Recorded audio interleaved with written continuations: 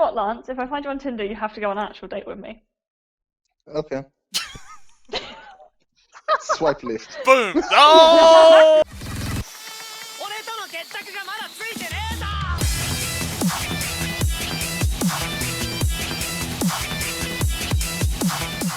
Welcome everybody to the Waifu Clubhouse.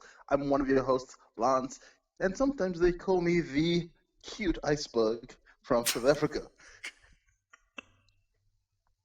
Hello everyone, I'm Victoria, and I'm not an iceberg. Hello everyone, I'm Taki, and fuck my life. Alright, okay, that was great. I think we got it there, guys. I think we nailed it. High five, round of applause. Round of applause to everybody. Yep, to that, especially Lance. Or what did you, what did you say your name was? I saw something like there's something here that says Titan, and I was like Titanic, and I was like Titanic is an iceberg. I'm surprised you didn't think of Wrath of the Titans or Attack on Titan. You're like Titanic, iceberg. Wow, that's pretty impressive. Well, I'm Taki, and what are you, the Titanic? No, the iceberg. Wait, what? The sexy? What was it? The cute iceberg. Today you're a cute iceberg. Way to break the ice, my friend. Okay, I guess we'll just get cracking. Obviously from the last one, if the last one ever gets made, the last episode hasn't been finished yet. But we essentially span a wheel and we revealed what our next two films that we were watching for this episode were, which turned out to be Tarzan and 12 Angry Men. So I'm gonna toss it over to Victoria, I guess. Yeah, so what I expected going into it, I know it's a Disney film. The only things I've really seen are the memes surrounding Tarzan. I think I probably watched it when I was very young, but I haven't seen it since then. I knew that the soundtrack was like Phil Collins. Yeah, in much the way like Lion King is Elton John. So that's really all I knew kind of going into it this week. Yeah, I guess there's a couple of nitpicks I have that are going to annoy you guys, but they really took me out of it just because I couldn't help but laugh. In terms of being a Disney film, this is not their strongest at all. The emotional beats did not pay off the same way with a lot of Disney films for me. So I'm a little disappointed, I think, is my first impression. Interesting. Moving on to you, Lance, because it was your pick, Taki. Lance, first impressions and thoughts? Going into this movie, I kind of knew what to expect stuff. This is the last movie of Disney's critically acclaimed Renaissance era. Mm-hmm.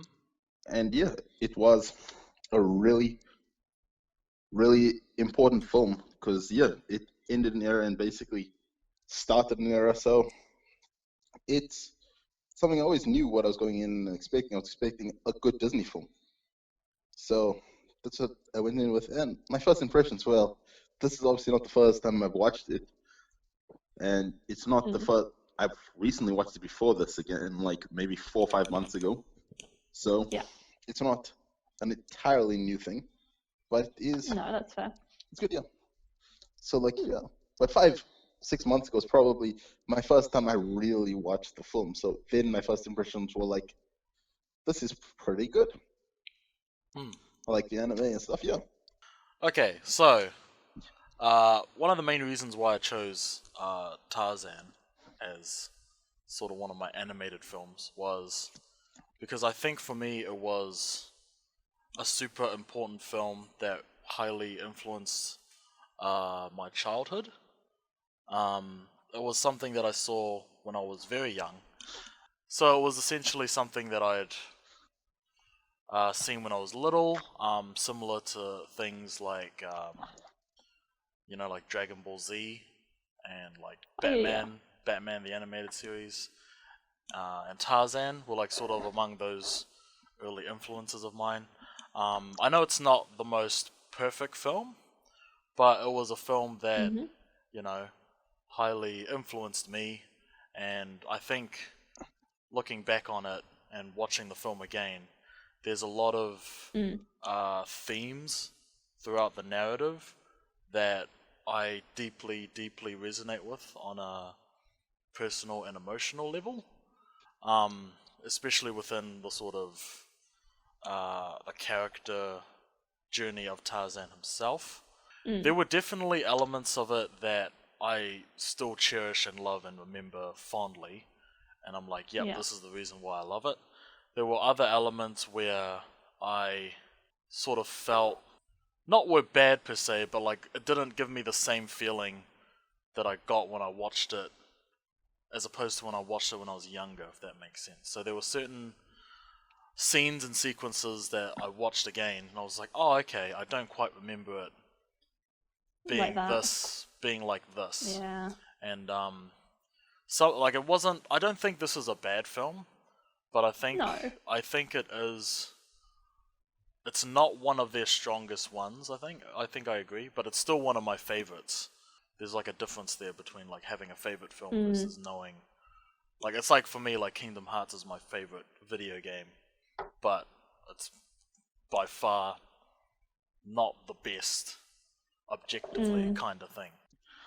Well, I think this is like, again, like you guys said, it's probably not one of the strongest Disney movies, maybe, but I've always thought it was, well, not always. I only watched it for the first time fully, properly, like 6 months ago. I watched it a few times as a kid, but I remembered absolutely nothing from it.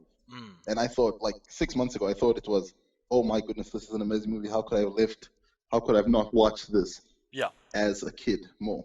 Yeah. And yeah, with the hanging scene. I would say, yeah, those are probably two of my most... Did I miss the hanging scene? Did they get hung at the end? Yep. They certainly did.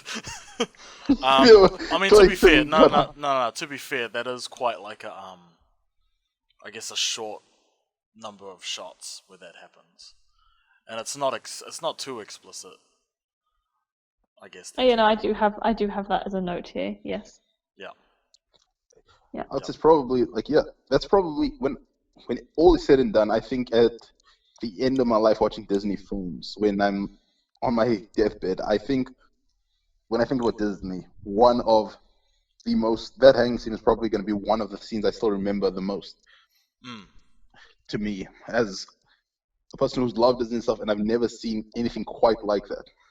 Yeah, no, I think I agree. I think that hanging scene in particular, watching that as like a little kid, I sort of I don't know if I understood fully what had happened there, like as a child, knowing what actually. Oh yeah, no, I'm with you. I thought you meant like on a noose on a stage or something. I was like, well, that's a bit dark. Noose on a stage? No, it was like a vine on a tree. Yeah. It's the scene in which like Clayton's shadow shows him hanging from the vine. And it's really quick too, but like watching it now, you sort of understand that he definitely got fucking hung and died. And I think as a kid, you understand that the villain was defeated, but not that. But you don't understand that he's dead. A man has just died. Yeah, exactly. I mean, I actually forgot that Kerchak dies in the film as well. Well, I mean, it's interesting because the last time I remember Tarzan was through playing it in Kingdom Hearts. And in Kingdom Hearts, what happens is Clayton gets defeated. He's not hung, obviously. And then Kerchak survives. And like he actually doesn't die at the end.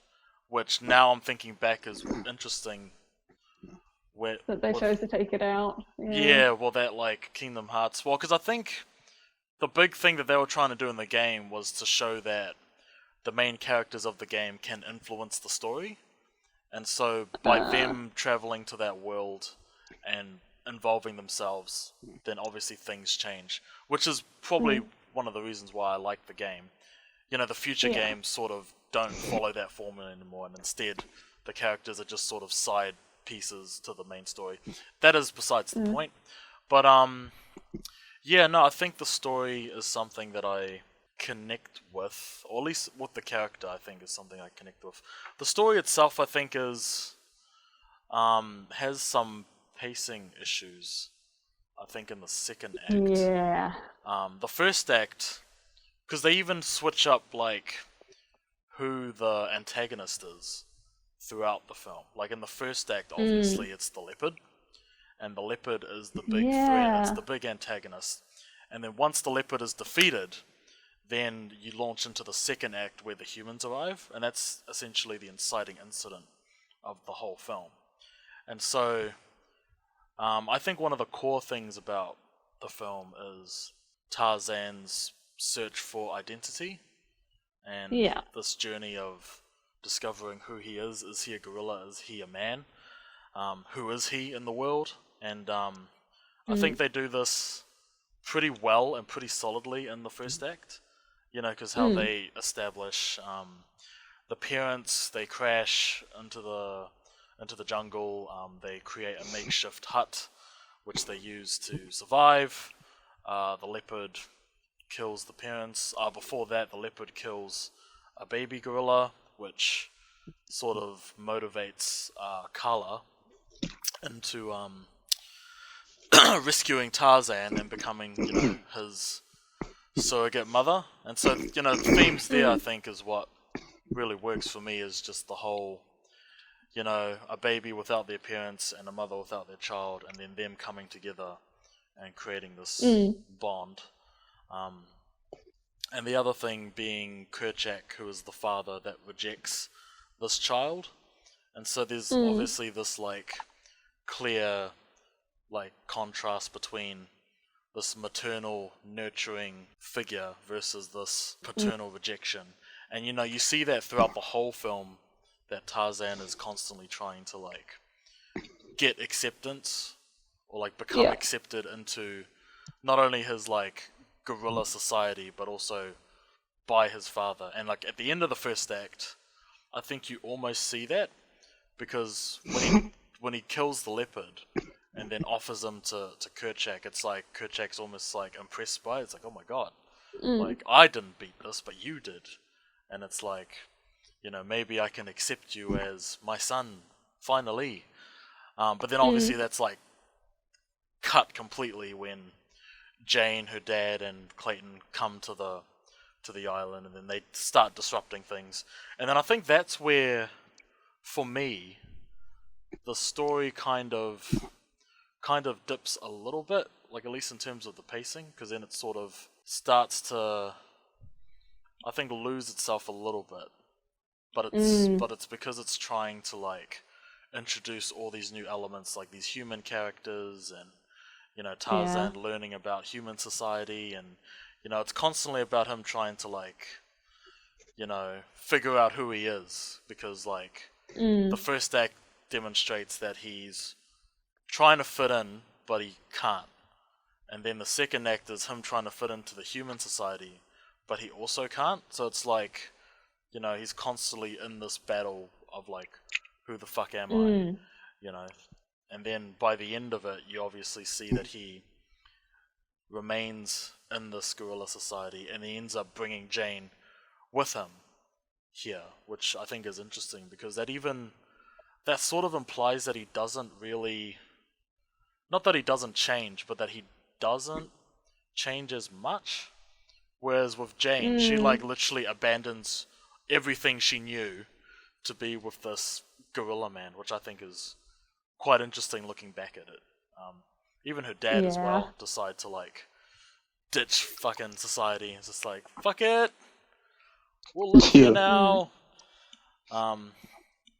Yeah, I've got a lot more things, but I'm just rambling on. So Vic,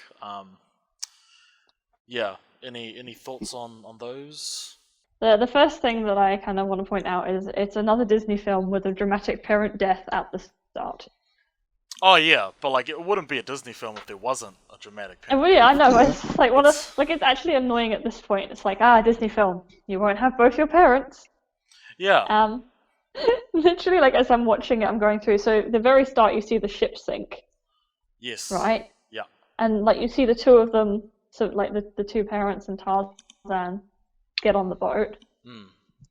And I was really cynical with Tarzan, so I'm just sat there going, man, I really hope there weren't any more people on that big ass ship that is now burning and sinking into the sea. Mm-hmm. Like, okay, like throw that little part away, Disney, you know? And then the treehouse bit. The treehouse, yeah. Yeah, right. One, it's massive. Yeah. Like, I'm sorry, first night Minecraft rules apply. It should be like a little dirt shack. Minecraft You rules know? apply in a Disney film? Okay. Well, you know what I mean. Like, it was huge. And then they have all this shit. Right, there's like a grandfather clock. They rescued a crib somehow. Yeah. You know, and you're like, hang on, didn't the ship burn? Shouldn't there be nothing? Where did they get all of this from? You know, like it was one of those like Disney conveniences of, hang on, where the fuck did all this come from? You know, like, yeah, that just made me laugh. Yeah, It just like took me out of it completely because I was like, right. oh no, we're all going to die. Grab the chest of drawers. You know, like, okay. What else have I got here? So many of my notes are just sarcastic. I have things like Tarzan should have been killed by the gorilla. Which gorilla? Oh god. Whatever the name of the mum is. Oh, Kala. Yeah, like she should have just straight up snapped his neck, but we won't go there. Why? Because like, okay, I think I'm applying like not Disney rules, right? You really are, actually. To be honest. Yeah, it's like, what do you mean? Moment. What are you on about, mate? Things I did like is the way they aged Tarzan up as he like spins. That was quite good. I enjoyed that. You mean that the shot, the scene? Yeah, the sequence of shots. You mean in the Son of Man montage? Yeah. Yeah, that one. Oh, yeah. Yeah, see, I'm so cynical. I just wrote, man, if he had a nut allergy, he'd be game over. I did know, I guess, like what you said with the parents dying and stuff, like the amount of people that die. Like, this is pretty scary for a kids' film. Like, this is almost sort of like Hunchback of Notre Dame dark. Yeah, like didn't someone like fall in a pit of fire or something in that one? Yeah, and then Hunchback. Yeah, Hunchback is screwed. Yeah. Okay. Yeah, I did like that you hear the gunshots, but you don't see them when the humans are first introduced. Yeah. Yeah, and how like blatantly destructive. Yeah, like how blatantly destructive they are is quite well handled. Yeah. No, I totally agree because it's literally like this destructive disruption of like their world. Because the other thing too, because I know that like Tarzan in particular gets a lot of criticism for not being a musical because like it's I guess it has a soundtrack, but it's not a musical. There's no musical numbers. I mean, I guess there was that one with fucking Turk and like the gorillas in the campsite, but oh yeah, they don't really have lyrics to them. It's just like shoobidap doobidap boobidap. It's just like all that shit. Yeah. That's like the only like close thing to a musical, and I think Kala sings at the start as well, but then that just transitions into a Phil Collins hit. And I was watching a video, I forget who it's by, on YouTube of a guy analyzing why it's bad that there's no musical numbers, because the whole point of a musical is to like demonstrate like the emotional feeling of a character through song and dance. Like it's something that they can't say through words or dialogue, so they need to sing it, and if it's more expressive then they dance to it or whatever. But you know, this doesn't have that. It's just like it doesn't have that element. It's just Phil Collins singing about what Tarzan wants. And I think in the video he was like criticizing it for not having Tarzan sing. And I thought that was interesting because after watching the film, I don't know if Tarzan being a musical would even fit what they were trying to do. Probably not. No. Especially with Tarzan himself, because he's a very like, I guess for lack of a better way of putting it, he's like very like I guess illiterate in terms of the human language, and like can't really articulate greatly in the human language. and so having him sing would probably be a bit odd. Yeah. And for me, I always felt like Phil Collins' songs were sort of Tarzan's inner feeling. Like he's sort of like the voice of Tarzan almost. Because there's always like the Son of Man montage, which is one of my favorite montages in all films, where it's just showing him going from being a child to a man. That's like one of my favorite sequences. So and I think that song really works with that as well. Like all the songs are good, but then it's like, yeah. So that happens quite a lot. What is your favorite song, Vic, from the film? I don't have one. Shame.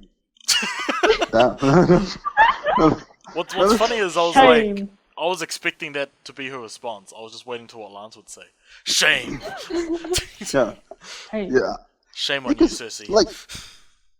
Like with Tarzan, I've always known, like, when people say what their favorite songs, it's always usually like Two Worlds, You'll Be in My Heart, or Son of Man. And I've loved all three songs. They're all amazing. But mine is actually probably one of the worst ones. It's Strangers Like Me. Oh, that's when he's that's the montage of him learning about the humans and stuff, right? Yeah. With Jane and all that. And I've always loved that song. And always loved that scene. I always thought that was so interesting. Yeah. And I was like, it's just...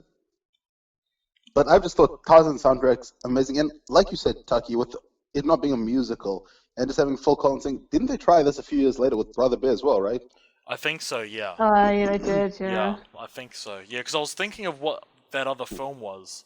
Because it had a similar theme of, like, human-animal relationship. One thing I didn't know until I watched it the other day and I saw, like, some reviews and stuff like that, is that Brother Bear actually didn't do well critically.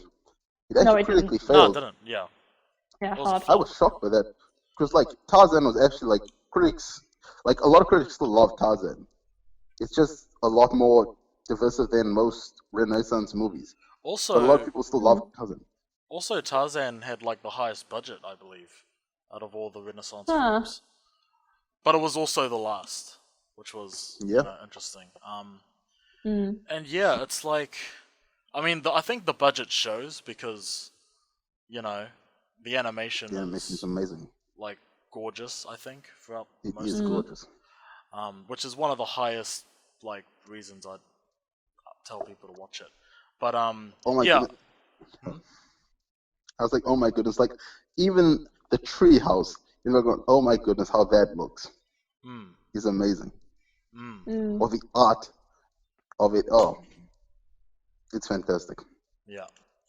Like, I think it was interesting watching it again because I didn't notice it, obviously, when I was a kid, because you're not really thinking about it, but watching it again, I sort of noticed that Tarzan has these sort of different figures within both the gorilla and the human world. Like, in the gorilla world, he's got, like, Kala, who's his mother, and she's, like, the maternal force in his life in the gorilla society, because she rescues him, she nurtures him, and raises him to be one of her own. And then you've got Jane, who's sort of like the human maternal figure, because she essentially connects with Tarzan, she educates him, and teaches him everything about the human world. And so I thought it was quite interesting that they did that, because they do a similar thing with his paternal figures. Like with Kerchak being like rejecting of his like position in the gorilla family, like rejecting him, like, you're not my son, and essentially denying him his identity as a gorilla. And then you've got Clayton in the human world, who's like almost like a mentor figure to him in some sense, because he essentially tricks him into revealing where the gorillas are. Yeah. So he plays like the trickster in that. And like, I think that works well with the film because Tarzan's like, he's desperately seeking approval and he's desperately trying to find someone to accept him. And so, in that desperation, he obviously clings to Clayton to be the sort of paternal force that's like, that he sort of allows to, I guess, control him or like manipulate him. And then I think it's also fitting that in the end, you know, Clayton's the one to kill Kerchak, and then obviously at the end Kerchak like accepts Tarzan, which kind of makes sense thematically, but it also doesn't make sense logically because of the fact that Tarzan brought them all there, and then it's like Kerchak's like, oh, you're my son, like I love you, when really it could have been like, what the fuck, you brought all these hunters here, fuck you, and then die. Yeah, fuck you. But you know, obviously that's like a nitpick. That's not the focus of the thing, and I think it still works because obviously that was like the main payoff for that setup of, hey, I've got a new son. Kerchak's, what the fuck? No, like fuck that son. He'll never be my son. So in the end, it's like, okay, obviously he will be the son. So, you know, there's a lot of like predictable elements there with how that plays out. The other thing I was gonna say is Clayton as a villain. Like, what did you guys think of him? A little caricature, but okay. Yeah. Yeah. I thought he was what he needed to be. Like, obviously, he's not one of the greats of Disney history and villains. He's not like Cruella de Vil or Maleficent or even Ursula. I was gonna say Ursula. He's He's not not a Scar. That's for sure. He's not a Scar. Yeah, I was like thinking of a male villain. I'm like, how can I can think of the great? What do you mean, Lance? What? Like, I couldn't think of Scar. I was thinking about Scar. I forgot about Scar. I forgot about Scar. What about Jafar? Yeah. Jafar's a great villain too. And there's a lot of great villains. I'm trying to think of Hercules' villain. Oh yeah, Hades. Hades. Oh cool. Oh wow. The priest in Hunchback. He's probably one of my favorite villains because he's just so realistic as a villain. He's someone that. How do you guys think Clayton holds up against those villains? It doesn't. I think Clayton does serve his purpose. Yeah. If you know what I'm saying. I agree. Like, I think he serves his purpose, but he's also not that memorable. As a villain. I think his death is very memorable, though. I think that's the most memorable death in all of Disney films. I think the only other one that I could probably say is maybe more memorable to me as a child is like Sleeping Beauty with Maleficent's death, where I can't remember, like the javelin or something gets chucked in her heart. I like how you say, like, the most memorable thing. Like I said, like, the most memorable death, and I can't remember what stabbed there, but I was just like, wait. Wait, mate. I remember it's a javelin or sort that gets chucked in Maleficent's heart while she's in a big-ass dragon form. Yeah, in a dragon form, yeah. Yeah, it was okay. I didn't enjoy it that much. Still a solid pass, not much more than that from me. Cool. Well, again, I've said, like, a lot about it. You know, obviously, nostalgia plays a huge part of it. But I think I can see objectively what the flaws are, but I can also see what the strengths are. And like, obviously, with animation, you watch it with a different lens than you do with other media. Because I think it's interesting that you bring up all of these logical points, Vic. Yeah. But I can also see I can also see someone doing that with an anime, and I know for a fact that you know how to watch an anime. So like, I just want to like bring that up because I think that's an important thing to like observe, is that like, you know, having that like different sets of rules. Yeah, there's a different set of rules to watching things. Like obviously, when you're watching a film about talking animals, and a man swinging through vines and surfing on tree branches, it's like when it comes to like logical survivability of a human in the jungle, it's sort of not the most important thing to look at, or the thing that you prioritize, obviously. Same with like when like a Japanese couple like touch hands for the first time, and then suddenly a Japanese boy band starts playing in the background. It's like that sort of like logic of like where that goes sort of changes. So Yeah, I think it's great. Not perfect, but like obviously one of my favorite films. Still is. I only watched this movie for the first time really 6 months ago. For me, this is even more insane because nostalgia didn't play a part for me. Mm. So I was like, well, this was a great film, but I don't know. Last 6 months ago, I had a different grade than I think I have now. Oh, that's a tough one. Yeah. But if I give the grade 6 months ago, I wonder how many people would be like, oh shit. Okay, should I start with me and then go back to Lance? Is that Yeah, what I'm well, I have a getting? crisis. Okay, Yeah, well, I have a crisis. I'll Oh, start shoot. with me because I think I'm the most obvious one. So obviously, when I was a kid, I'd give this like a 10 out of 10. Oh my god, it's amazing. But obviously now I think like probably a 9 is what I would give it, given Sweet. how it's situated in like the history of like cinema, like the animation, the music. Obviously, the weaker elements of it is like the second act and the story and the Oh, pacing. sound is gone for me. But well, I can still hear you. Yeah. And so yeah, I'd probably give that a 9 as my personal score. So we'll go to Victoria, and then Lance, you can be our final. Yeah, I'm gonna give it a 5. It passed. The plot lagged at certain points. Some of the pacing was a bit off.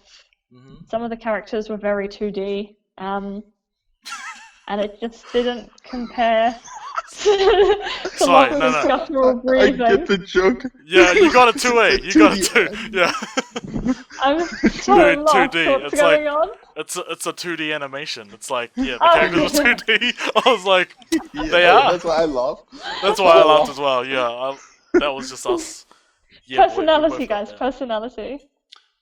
The character personalities were two-dimensional, is what you should say. Yeah. But when you're talking about animation and you say characters are 2D, it's like, well, duh. I meant in terms of personalities. I felt that they were not fleshed out well enough. And so I I'm also giving it think a you 5. probably, yeah. Oh, I feel like we should have gone more into that with you because you didn't really voice too much of that.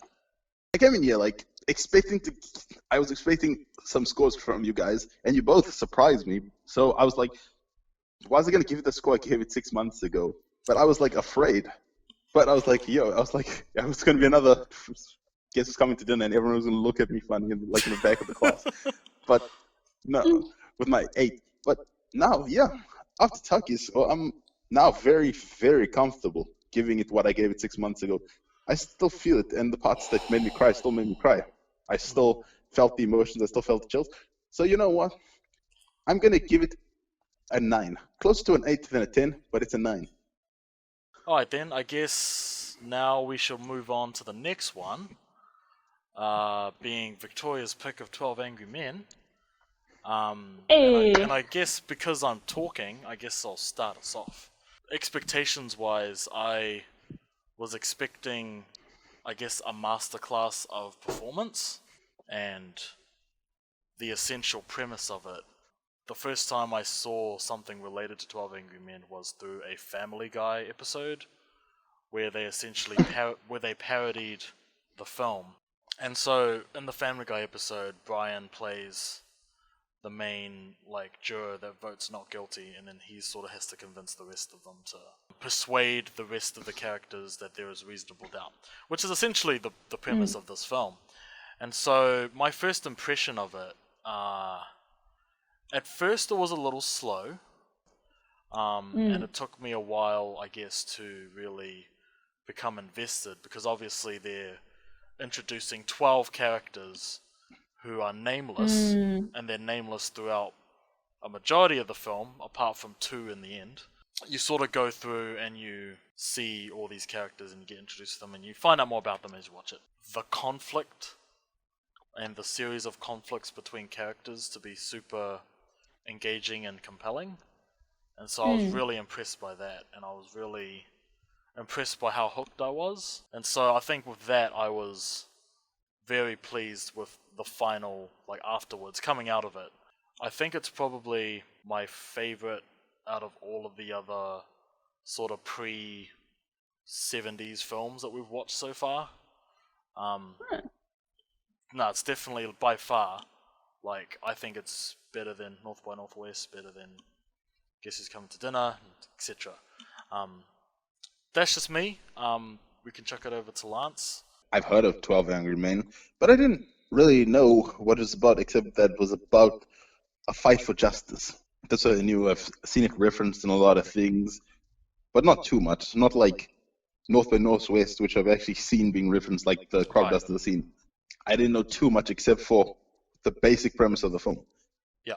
I thought, and I went in with the impression, of course, that it's going to be a great film. Did I go in with the impression that maybe because of the time it's going to be maybe a little overrated? I was like, maybe. But yeah, I was like, probably not. I think I'll enjoy it, and I have to look at it through the lens of the time, especially as well. But when I came out, I was shocked. Not only was it good of its time, I think, it holds up remarkably well still. Yeah. I think it's, I thought it was really good, and I agree 100%. It's the best of the pre-70s films. I think, because I forgot, Guess Come to Dinner is before the 70s. That's 67, I think. Yeah. And then this one's 57? Yeah. Yeah. Victoria, so why did you choose this film in particular? What was your reasoning behind having us watch 12 Angry Men? So bad. My reasoning is always really bad. I hate this segment of the podcast. But, exposed! No. Go. Exposed, yeah. Francis actually recommended it. And I had a quick, because I was on like IMDb looking for like films that I thought would be good, and I had a real quick squiz, and it looked interesting. Like it was very different from a lot of the stuff we have already on the list. Yeah. And so I was like, oh, this would be like a nice shake-up kind of thing. And so that's why I went with it. So you had no prior like expectations of it? No. But I have to say, I definitely am. I'm so glad I picked it. Like super, super glad I picked it. It was really good. I'm really happy that it was on the list.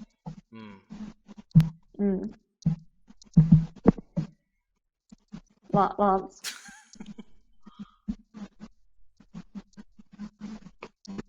Yes.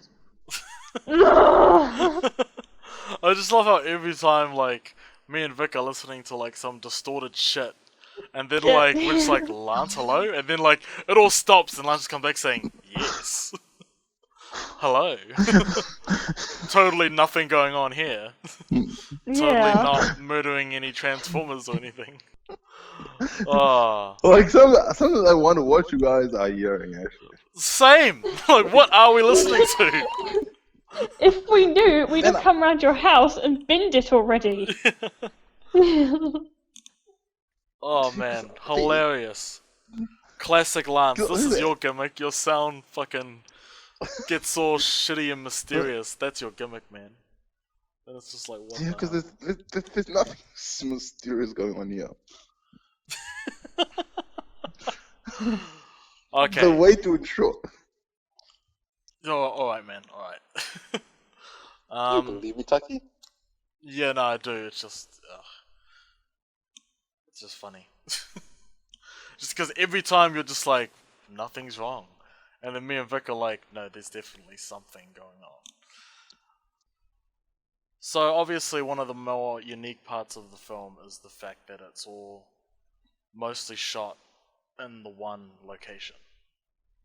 Being this sort of courtroom, meeting room, where all of these jurors are discussing, basically arguing over the verdict of this kid who may or may not have committed a murder, and they essentially have to figure out if he's guilty or not. And then it begins with Juror 8, who's Juror 8. played by Henry Fonda, and we'll get to him more soon, who obviously puts his hand up as not guilty, voting for not guilty, with the rest of the jurors, the rest of the 11, voting for guilty. Basically the main setup of the film, quickly establishing that this one man is fighting against the rest of them, and this sort of underdog establishing that he now must convince 11 other men that there is reasonable doubt in the case. And I think that's a really interesting like starting off point for the story to go. Definitely. And it's like there's so many ways, because then it's like, oh shit, like how is he gonna do it? And then first of all, it's also like why is he going for not guilty? Like why is he different to the rest of them? And then that sort of creates a lot of these like compelling questions about where the story's gonna go, and you know, all these other things, because he starts out very mysterious, but also at the same time, if you're familiar with Henry Fonda, you sort of know that he's the main character. And I remember we talked about it, and I was like, of course it's Henry Fonda. And then I remember you, Vic, you were just like, I don't have no idea who that is. And then I was like, oh, well, he's... Oh, I hesitate to say the Clint Eastwood of, like, the 50s, because he really wasn't. Because Clint Eastwood's more of an action hero, whereas Henry Fonda... I mean, he is an action films and stuff, but he's sort of seen as more of that dramatic actor within those roles. And so yeah, I thought it was really interesting with the setting of the film, because with our first one being Victoria, how the gimmick was, it was all done in one shot. And the fact that a film this old could take a premise of, it's all done in one location. You know, obviously there are locations that are separate to that, but mostly in the one location, and having something that's so engaging, like to be in like this small room, I thought it was quite a massive creative endeavor, and a endeavor that pays off really well.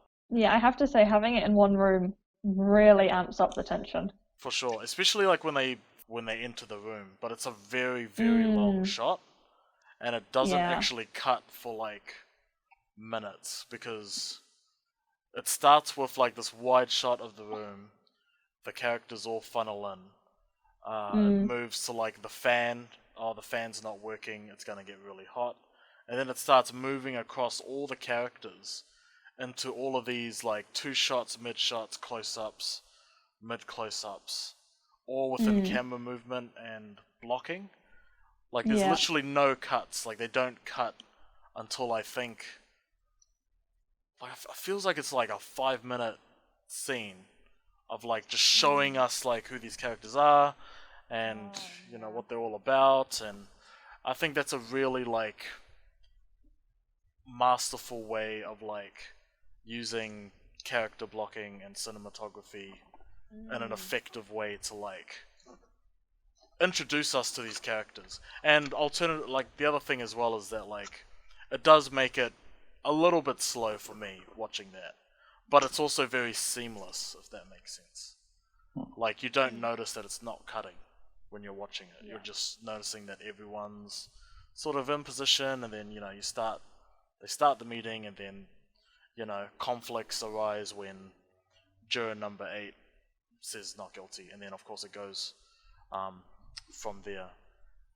And then I actually wrote down the order in which all of the jurors start to turn, and like when I first saw that at the end of the film, everyone was gonna go not guilty. Obviously, that was like the clear ending for it, so I wasn't like surprised by the end. Like it's not a film that's like got a big twist to it. Yeah, like in terms of characters, I think for me the most interesting ones, and I'm just gonna say numbers here, guys. So the most interesting ones for me is number 8, who was Henry Fonda's character. Number 9, who's the old guy, the wise, observant senior, and he's the first one to turn after that. Number 7, who is the salesman and the Yankees fan, who's really just indifferent to everything. Like he actually doesn't give a fuck. He just wants tickets. He bought tickets to a sports event, and he just wants to go to that. And he's like, fuck the rest of this. Number 10, who is the racist. Number 4, who's the analytical, rational stockbroker, I think he was.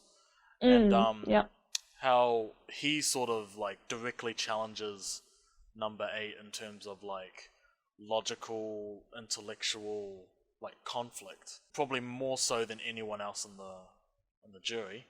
And of course, the obvious one, which is number 3, who was like, "What do you mean he's not guilty? You know, there was the knife and the glass. You know, just like that." Which is again product of its time, the way that they acted, all that. But fuck, he was I liked him. He was like one of my favorites in the film, I think. So these characters in particular were ones that really stood out to me, and I thought it was interesting with how the film tries to deal with, like, you know, the justice system and the legal system and how flawed humans can be when it comes to the value of human life. Because obviously a lot of them were just going with not guilty because some of the stronger voices were just like, yeah, it's not guilty, yeah, fuck it. You know, and then it's just like this mob mentality of like, oh yeah, well, if he says not guilty, then I'm just gonna say not guilty as well. And it's like something that can actually happen, you know, in real life, and definitely has happened, where like this idea that like you don't really want to deal with it. Like number 7, right? It's like, yeah, let's just get this over and done with. Like, I just want to go to the sports game, and then I want to go home, and I just want to not have to deal with this. He's not guilty, right? Yeah, let's just do that. You know, like that attitude being like one of the dominating factors. And then you've got number 8, who's like this guy that's like, no, hang on, this is like a human life. Let's think about this, and let's talk about this before we sentence him to die. And because like he's also just shown in one shot as well, the kid, like at the very start, and like the camera like stays on him for like an obscenely long amount of time, and that's like the first thing I noticed when I watched it. I was just like, man, this shot is lasting for ages. And then it starts dissolving into the courtroom, so wow, this dissolve is so long.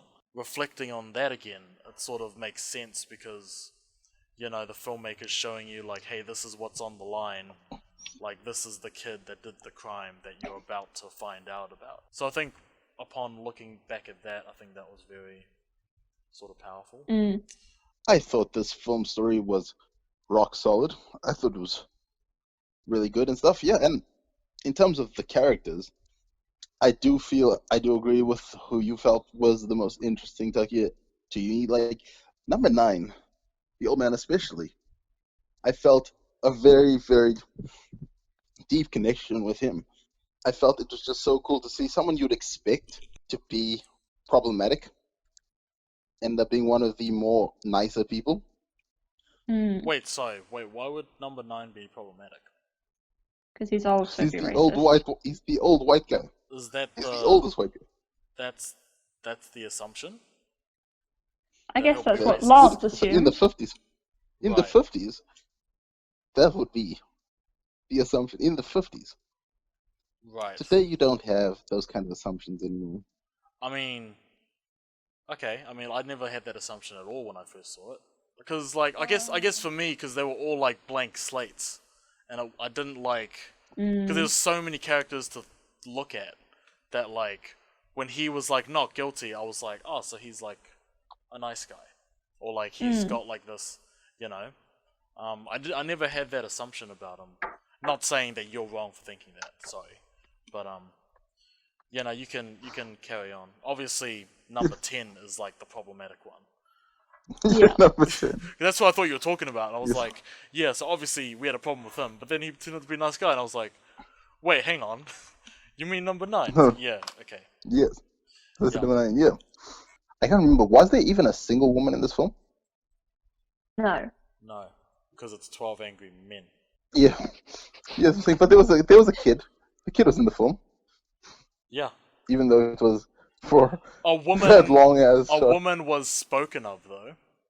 Yeah. Yeah. Lance, don't put your agendas on the film, please. Hey, when it gets It's second one of your agendas you've been trying to put onto this film. Yes.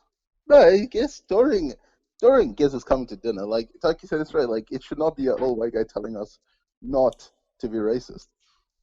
So it's like, yeah, I see some of that. Yeah, it's right. It's like, yeah, of not that that's the biggest problem in the world in the 50s.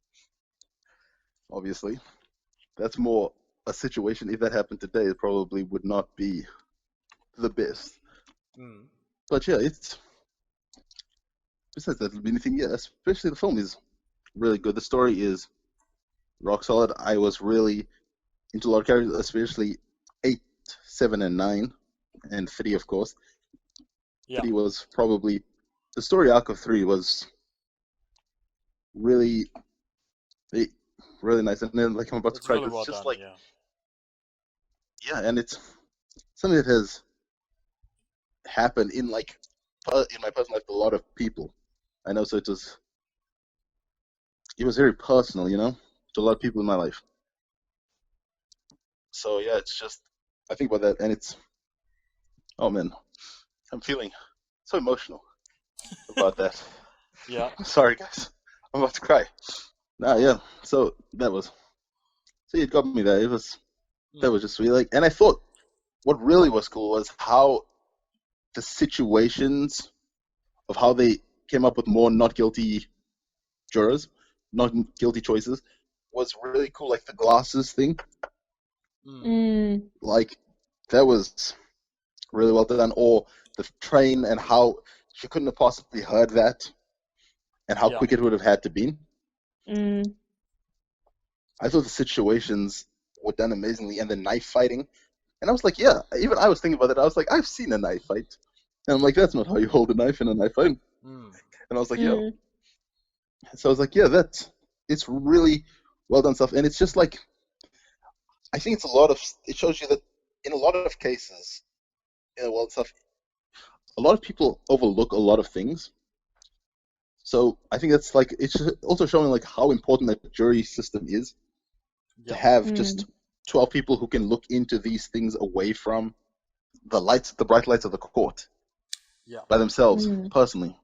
The ending, yeah, like you said, I did think it was predictable, but that's not always a bad thing, We don't need a Hitchcock-esque twist every time. I always think it's good to have a happy ending. Maybe not always, because then obviously sometimes you can lose its luster. But I'm a very, very happy end kind of guy. And yeah, I think again it takes so much of the good points. I was like, yeah, again, the pacing was a little slower, but yeah, I think the pacing was necessary to like introduce us to the characters, and it told an important message, an important story, to not judge anybody just because of who they are. Before we get to you, Victoria, I just want to like go back to what you were saying, Lance, about the idea of like the white man not having this message about being racist. What did you mean by that? Like when you were saying What do you before, mean, like, how, and Guess Who's Coming to Dinner, how like, obviously the problematic element of that was the white guy, the old white man, like, who's don't telling be us racist. that racist is bad, in a room full of, young African American and white, all that. So what were you referring to specifically in this one? It's just 12 men, 12 white men, just telling us, yeah, we can't be racist for the sake of being racist. We actually have to look effects, and then like, yeah. Yeah, but like that wasn't. So for me, like that's not what I think the core of the film is. So like I thought you were like, are you saying that's what the core of the film is, or are you saying there was an aspect in the film that touches on that as a general idea? I thought prejudice was one of the big causes of the film. Yeah, it's one of the big causes, but like the way you're phrasing it, it's like it is the massive main reason, So I'm just trying to figure out, do you mean it's one of the causes?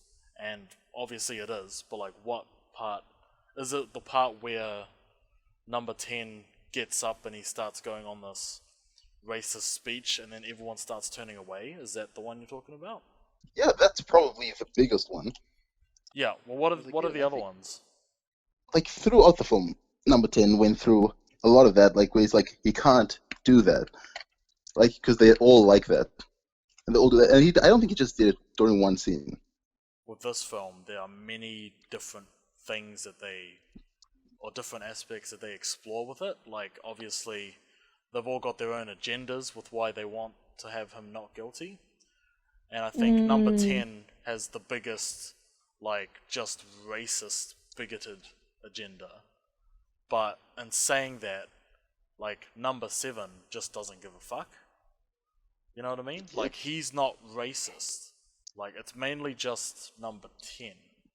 And, like, I can kind of see what you mean by the whole, like, because obviously they're all 12 of them are all white men. And so, like, obviously there's no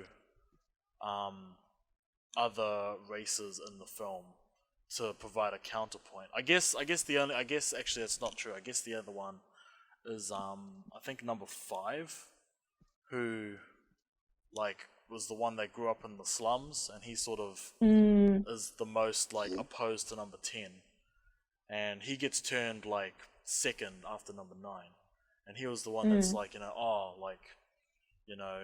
because number 10's like, oh, people like them, they never learn, blah blah blah.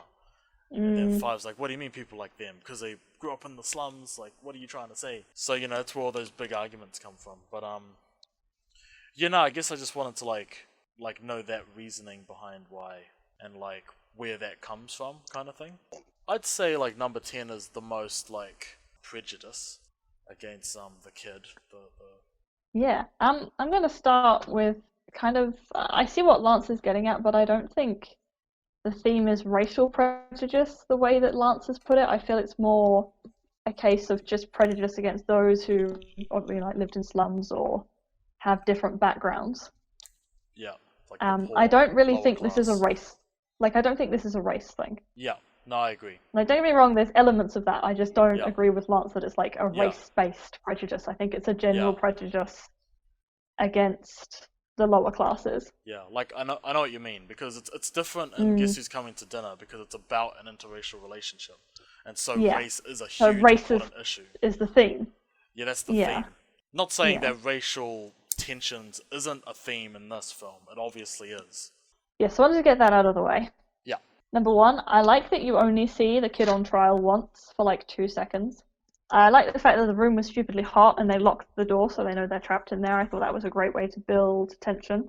I was really impressed that they could characterize 12 different characters in an hour and a half, and they were all distinct. Like, I think like to normally with like films, right, you have like maybe 2, 3 of your main cast, and then you have like a less than 10 supporting role.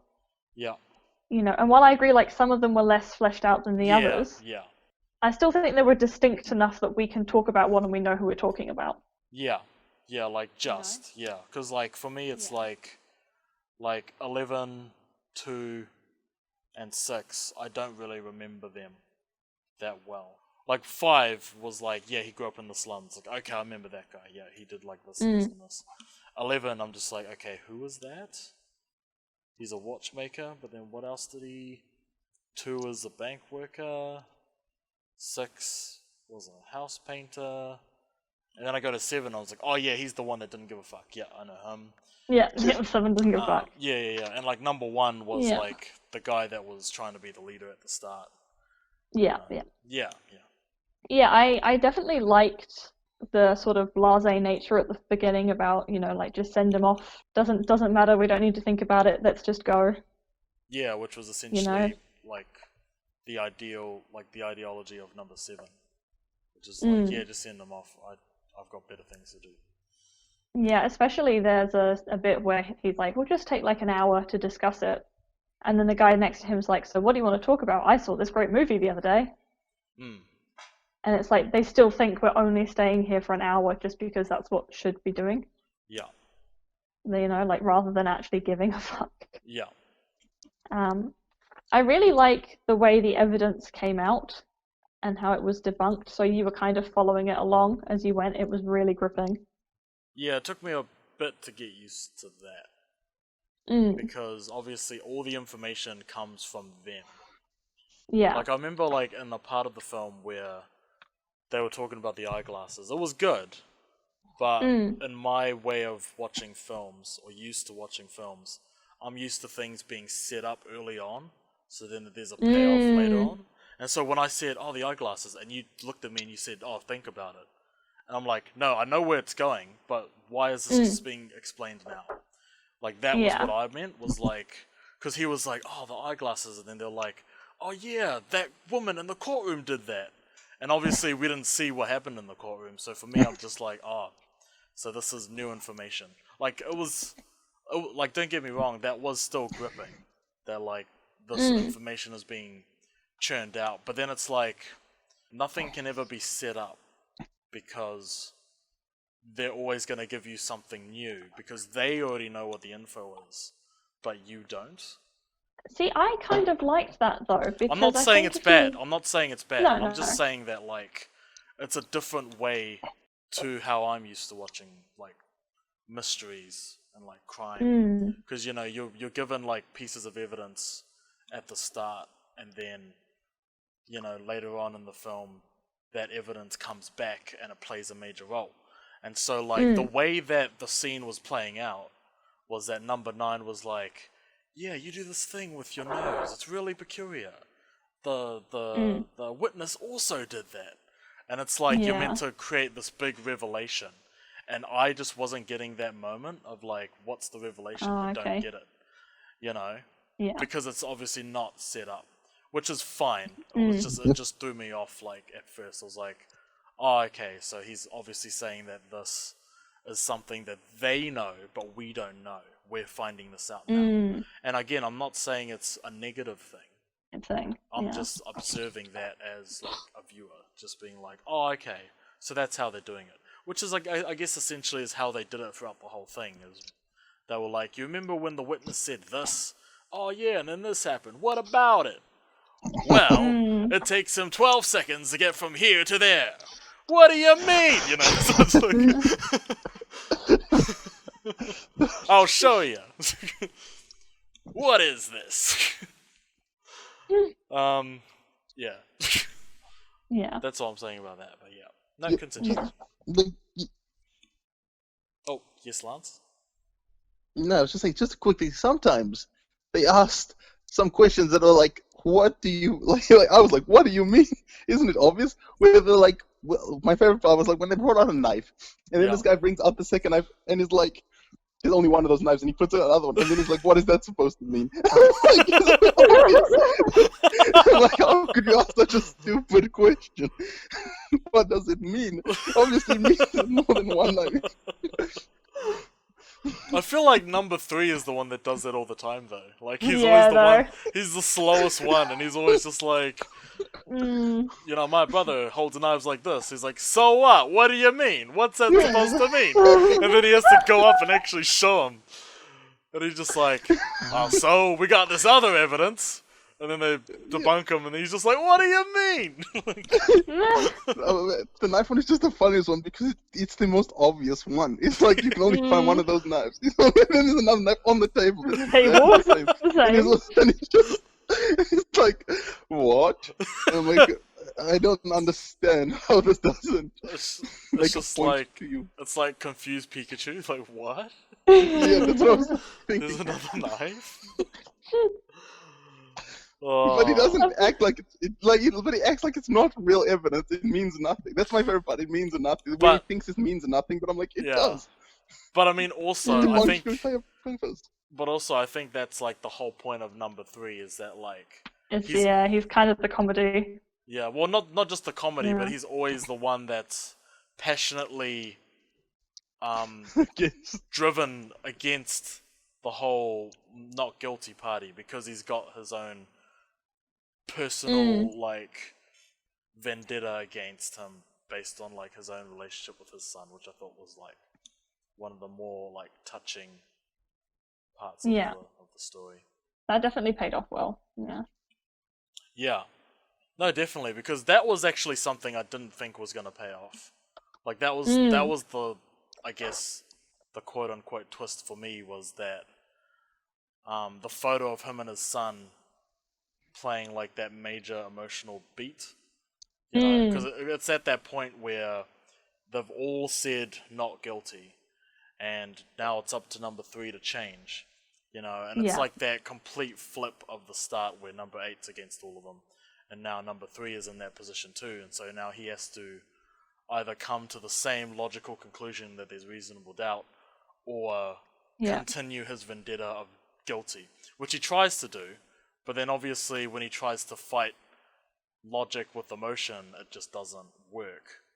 And then, when it's that reveal of the photo in his wallet and he starts ripping it, like, I thought that was like a powerful scene, because he starts ripping it, he gets all angry, and then he gets, like, he instantly regrets it, and he starts crying, and then he breaks down and, goes to not guilty. He becomes like a sympathetic character at that point, because then you're sort of feeling sorry for him, that, like, he was willing to, like, drive this kid to death, all because of, like, his estranged relationship with his own son that he couldn't fix. And so he's taken out his hatred and his rage and anger and his fury onto some other kid. And I think it just, like, demonstrates, like, I guess the fault of men in, like, a situation where they have, like, this power to judge someone else. Yeah, I think one of the kind of themes that I got from the film is kind of this great American sense of we're a democracy and isn't that amazing? It definitely had that, which is quite typical for the 50s, but it definitely had that sort of great democracy is wonderful, isn't democracy wonderful? Which I don't resent. I just think it's, like, very of its time. It's an interesting thing that you kind of get at certain points in the movie. Yeah. Although there's one, like, interesting scene, the one where number 8's in the bathroom, and I forget who speaks to him. He's like, I think he tells him something. He's just like, you're telling us that it's not guilty. Like, what if you're wrong? What if we let... what if we said let a guilty man go? Yeah, what if we let a guilty man go? Because, like, up until that point, I feel like the audience is like starkly on number 8's side throughout the majority of it. And I'm not saying that this point, like, convinces us that he might be wrong, but I think it gives that doubt in there as well, that, like, because the fact is, we don't know, and even at the end of the film, you still don't know if he's guilty or not. Like, concretely, you do not know. But there's enough reasonable doubt that it's like, he probably isn't guilty. But I think what's great about the film is that it never gives you that answer. Like, you never get given the, yep, he was definitely guilty, or nope, he was definitely innocent. Which I think is, like, great, and it's also not the point of the film of whether he's guilty or not, but the point of it for me is, like, these different personalities trying to come to a consensus in the most sort of, like, I guess, constructive and almost destructive way. I did like that you kind of, because number 8 is the most sort of sympathetic and whatever character, that you were kind of on his side. Yeah. But like, I kind of wanted, like, I would maybe liked to have had it where you were a little less certain the whole time. Because then it would be quite interesting to be like, at what point did you change your mind and think he's innocent? As you, like, go through that process with the characters. So you think that there was a certainty that he was innocent? Yeah, just because of the way they framed it, with the main character being number 8 and him immediately being like, I think he's innocent. I think that led you so much to sympathy that you sort of agreed with him. Yeah. I mean, and I guess I almost first, would have liked, like, I almost would have liked just a little more doubt. So, like, if you were watching it with friends, you'd be like, so do you think he's innocent? Like, no. And then, like, later on, as more and more sort of evidence gets debunked, it would be interesting to watch, like, the people you're watching with kind of change. I think, in the same way that the characters do. Yeah, but I think it's because the way that they establish it is that everybody thinks that he's guilty. And so, like, I think the idea is that this one man has to try and convince everybody else that he's not. And I think, like, he's the one that we're meant to be, like, with. Yeah, like, identify with, and, so, like, I think you're right that, like, we're on his side. Which I think brings back that whole scene in the bathroom where it sort of, for me, is like where it starts to be that small sliver of doubt that, like, well, what if, like, he's guilty? And then number 8's like, oh shit, yeah, what if he is guilty? But then he's also like, but there's doubt, so then it brings all that into question. And, like, I think that's also what's interesting about number 4 is, like, 4 and 8 are, like, the most, like, highly intelligent men in the room, to the point where like I really liked how number 4 was like so fixated on guilty based on all the evidence, because then it sort of shows that like, okay, despite the fact that 8's gotten everyone else on his side, 4's still like, nope, the logic says that he's guilty, so therefore he is. And it's like this like unwavering thing, until of course like it gets to that point where he finally brings up that evidence, questionable doubt, and then he's like, oh, okay, no, yep, I've got doubt now. You know, obviously then leading to number 3's break. Yeah. And then of course like all of the arguments up till that point was like really well like scripted and performed. And like definitely. even the cinematography was quite considered as well, because when you see the first when you start watching the film at the very start, like when number 8 brings up the vote of not guilty, there's this really good wide shot of everybody, and it really like emphasizes how small he is compared to everyone else, because he's just like this little man in like a sea of doubt, or like the sea of like unwavering doubt that now he has to fight them. And then when it gets to like the end, like the camera, because what happens is like the further the film goes, like the more close-ups there are, because there's a lot of wide shots and mid shots near the start, and then the more that 8 gets on his side, there starts to be more close-ups of characters. And like there's definitely like near the end, when 3 is like, what are you looking at? Like, he's guilty, god damn it. Yeah. And like everyone's just like staring at him, and it's all from like this low angle. And like I think that's really like a good way of communicating to us that like, you know, these characters are all got power over him, because when you shoot someone from a lower angle, they're sort of dominating the frame at that point, and so that sort of convey this idea that like now the power dynamics have shifted, like really good long shots as well that happen throughout the whole, like long takes, and it's like it's very like reminiscent of like theater, I think, just having actors just go and like just performing till like their hearts out, which, you know, I think is amazing. Yeah, it really was. The acting was extremely good. Yeah, it was extremely good. I mean, obviously it's like the way in which they speak is of its time, because actors don't talk like that now. But even so, like even like the costuming and the set design, it's very like, I think, timeless. Of course it's black and white and they're all wearing suits, but like they could be wearing suits in 2020, you know? Yeah. Like it's all shit that's like, you could place this story in any time period and it could still work.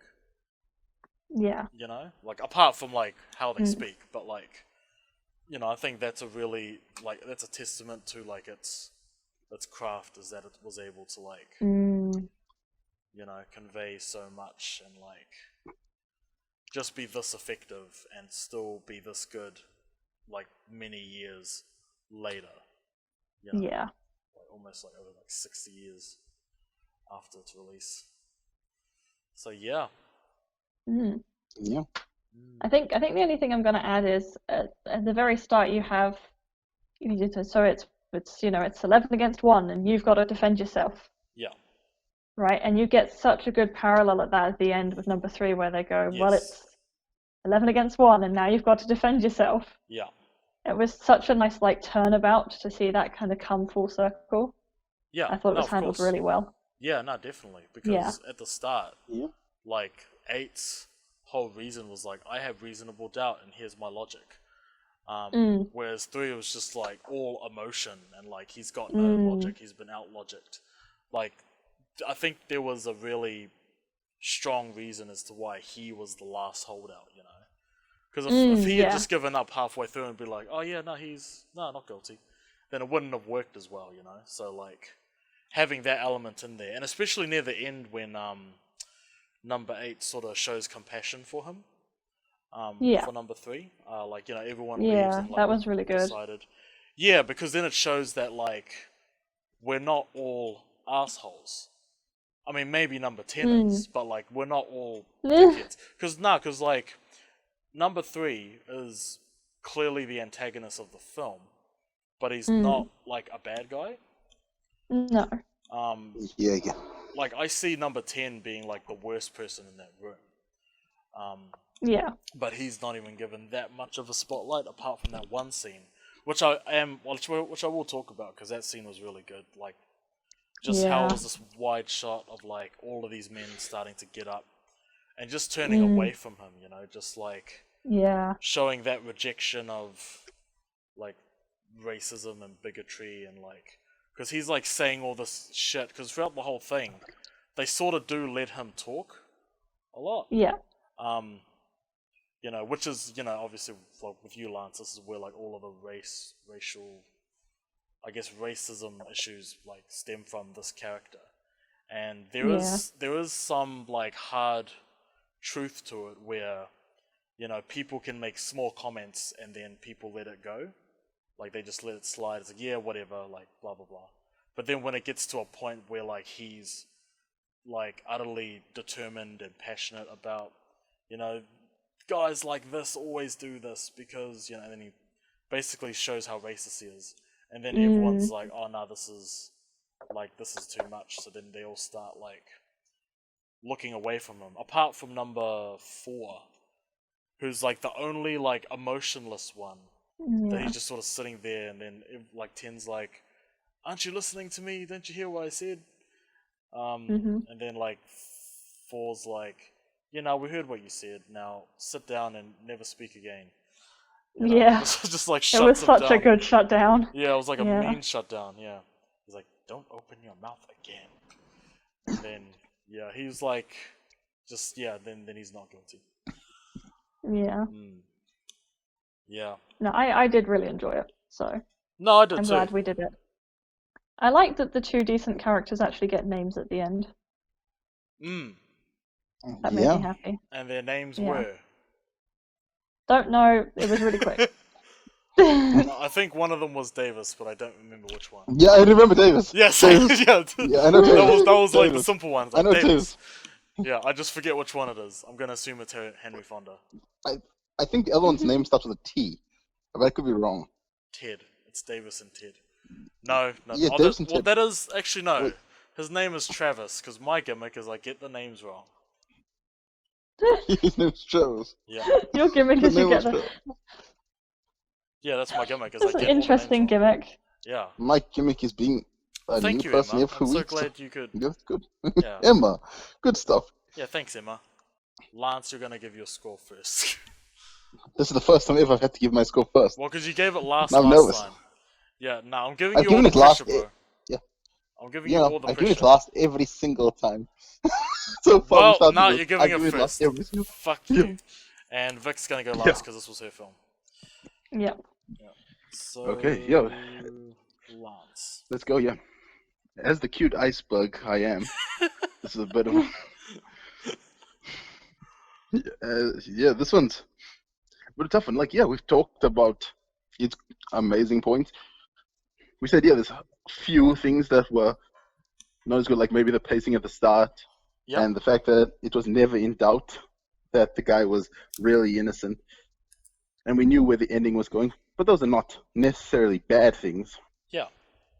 And stuff like that. And obviously, number 3 as a character, at times he was endearingly funny and it was really good. And at times it was just like, what do you mean? What do you mean? It's like the knife. Like, what do you mean? What do you mean? Oh, but this is a good film. It was engrossing. I'm gonna give it an 8. An 8 from Lance. An 8 from Lance. Nice. I was shocked at how much engrossed me because North and Northwest like lost me, then picked me up, then lost me, then picked me up. I agree. So yeah, this one, like as soon as I got into it, like held on to me. I was like, oh wow, yeah. Oh yeah, I was saying like I feel like the start was like a hump. As soon as you get over that hump, it's like all the way a full-on roller coaster. Yeah. Right. Yeah. I felt that too. Well, for me, I thought it was probably one of the best films we've seen so far. Yeah. I'll say it's the best live action. Haha, cop out. So no, I think for me this is like a solid 9. A solid 9. It's a solid Sweet. 9 out of 10. I mean, obviously, I did contemplate with it having a 10, but I think the pacing, because it does get you, like at the start it's obviously very slow and then it gets into it. There was some, which I didn't mention, there were some pacing issues I think that did occur whenever they weren't arguing. But I think those ones were deliberately used to give the audience a break. From like, okay, so this is the conflict now. Holy shit, it was a knife. What do you mean the knife? The knife, boom. and then suddenly Big it's ass. like, okay, let's have a break. Let's revote, you know. In those moments, it's like, it's slowing down. But that's not negative. It's like, okay, the pace is slowing down, you know, to give yourself a breather, and then you're going to come back into it. And just the way that cinematography is handled, and lighting, performance, staging, just composition of actors within the setting, and like just how like you can draw so much from the limitations of the film, you know. I think that was really well done. Yeah, I enjoyed this so much more than I thought I was going to. I loved it. I would rewatch it again. Yeah, I think the cinematography was on point. The acting was really good. The script was extremely well written. I really enjoyed the pacing and the structure of it. So it's getting a 9 from me. 9. Sweet. So We I'm don't gonna even assume need to. it's a 9, right? Yeah, Yep, that's a it 9. averages out as a 9. It's a 9, So this yeah. will be the first 9 of the Hey! podcast. Yeah. Hey! Well, guys, we gave an 8 and a 9 today. Pat ourselves on the back. Pat, pat, pat, pat, pat, pat, pat. Yeah. So we had a 6, 2 7s, an 8, and a 9. Oh. Are we gonna get... We're never gonna get a 10. Like, there's never gonna be a 10. No, because I Actually, don't give 10. yeah. You need 2 10s and 1 9 to get it. Taki, it would have to come from us. We both have to give a 10, and Vic would have to give a 9 for us I to don't get think 10. I've ever given... Well, I surely have given a 10 when I was younger, but no. Nowadays, a bit more selective about it. Okay, well, so that was our podcast. Thanks for listening. If this ever gets uploaded. Yeah. So this is Taki signing off.